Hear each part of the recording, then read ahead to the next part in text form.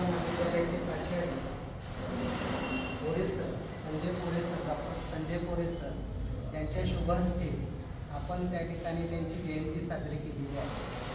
आता साहित्यरत्न या शब्दावरून तुमच्या लक्षात आलं असेल की साहित्याचा गाढा अभ्यास या अण्णाभाऊ साठे यांचा होता.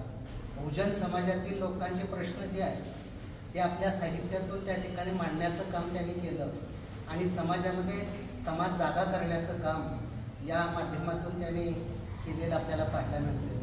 त्यांची असणारी प्रसिद्ध असणारी कादंबरी जर आपण बघितली तर फकीरा ही त्यांची कादंबरी सर्वांनी आवडून वाचावी अशा प्रकारची त्यांची फकीरा कादंबरी आहे.